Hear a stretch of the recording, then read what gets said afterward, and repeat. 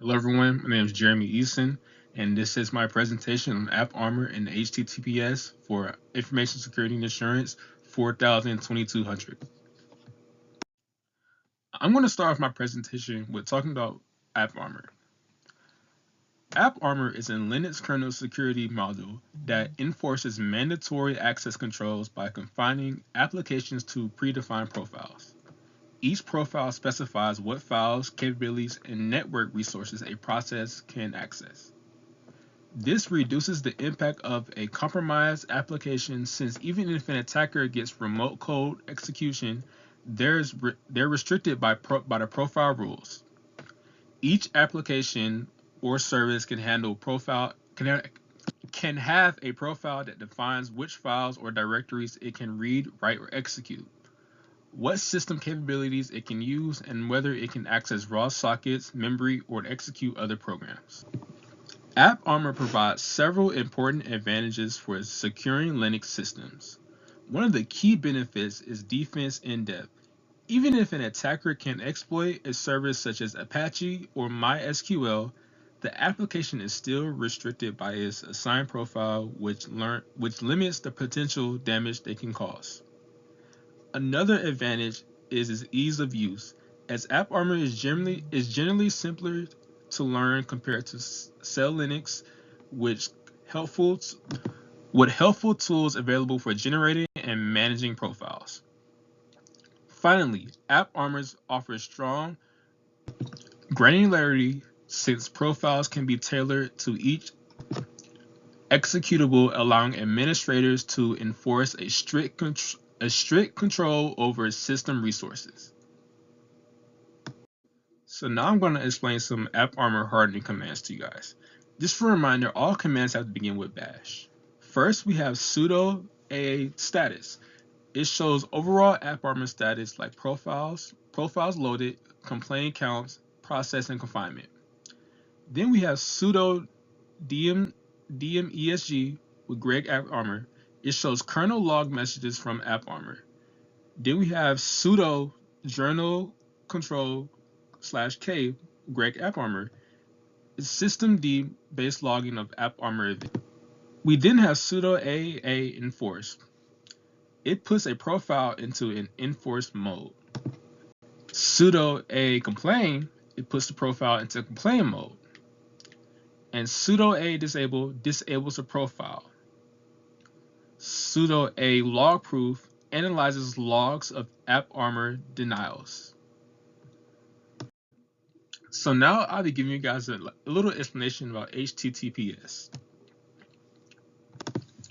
HTTPS stands for Hypertext Transfer Protocol over Transport Layer Security.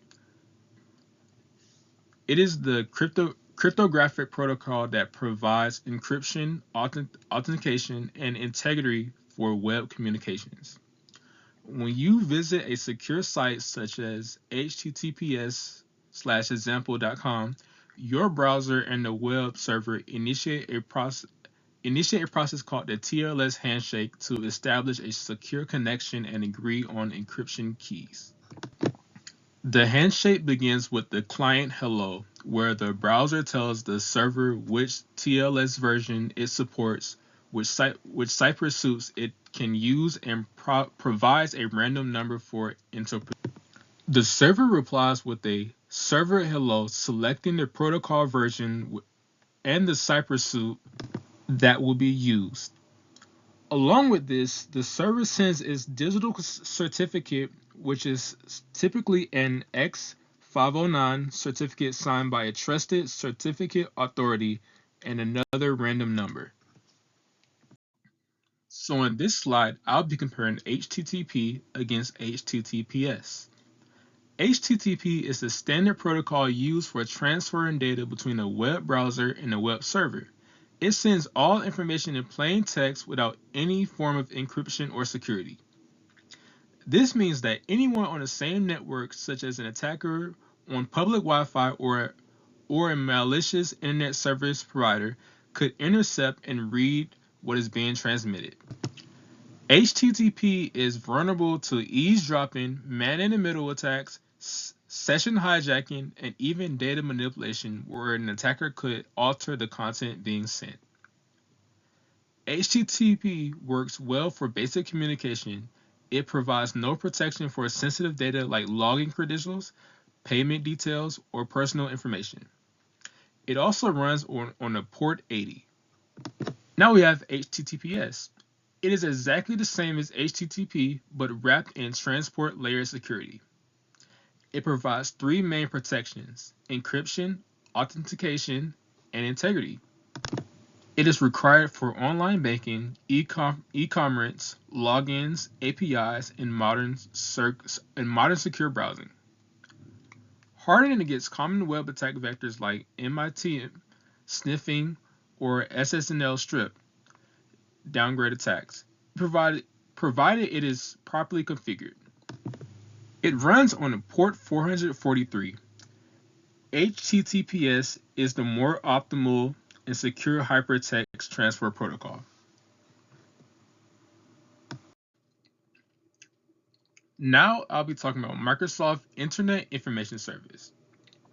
IIS is Microsoft's web service solution for Windows environments. It supports HTTPS through the use of SSL and TLS certificates that can be managed in the IIS server, GUI, or via PowerShell.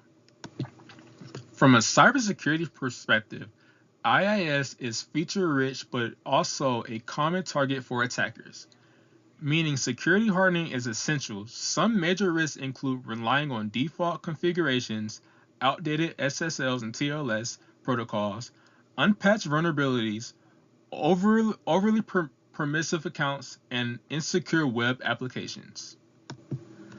IIS does provide useful security features such as Windows authentication, request filtering, application pool isolation through low privilege identities, dynamic IP resolutions, certificate management, and enhanced logging. So now I'm going to go over some hardening options for Microsoft IIS. If you want to enforce strong TLS or SSL settings, you should disable SSL 2.0 and TLS 1.0 and only allow TLS 1.2 and TLS 1.3 with strong ciphers. If you want to remove unnecessary features, you should stable unused IIS models, turn on directory browsing, and limit HTTP methods. If you want to apply least privilege in application pool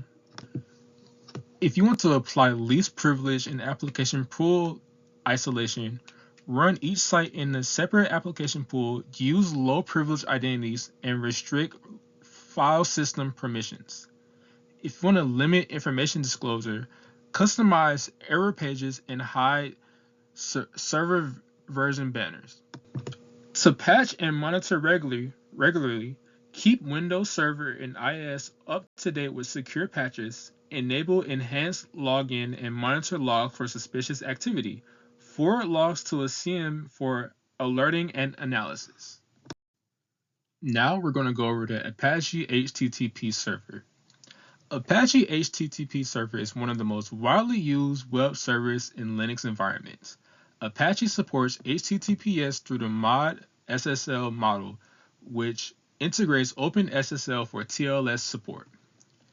It offers flexibility through models that enable HTTPS with authentication, logging, load balancing, and more. Apache must be securely configured to prevent security risks.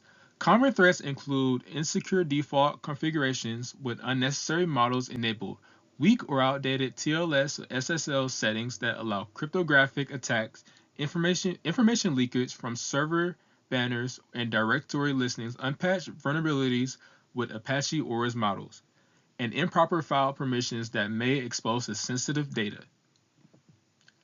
Apache is a powerful and flexible web server, but its security depends heavily on proper configuration, strict TLS and SSL enforcement, reduced attack surface, least privilege principles, and continuous monitoring and patching.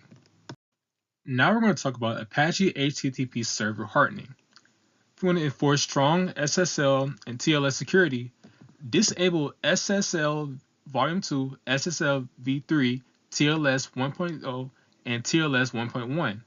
Allow TLS 1.2 and TLS 1.3 with strong ciphers. Enable HSTS and OCSP stapling for certificate security. To remove unnecessary models and features, disable unused models using mod status, mod info, mod auto index that reveal sensitive info. To apply least privilege, run Apache as a dedicated low privilege user. Restrict file permissions. Use separate directories permissions for virtual hosts to contain breaches.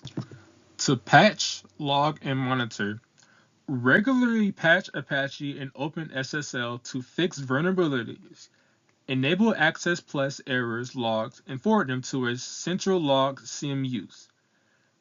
Use tools like Failband2 to automatically block suspicious IP and brute force attacks. So if you want to view any sources that I use for this presentation, here they are. I really recommend them. They're really good sources. I learned a lot from these. And with that, this is the conclusion of my presentation. I would like to thank everybody for viewing.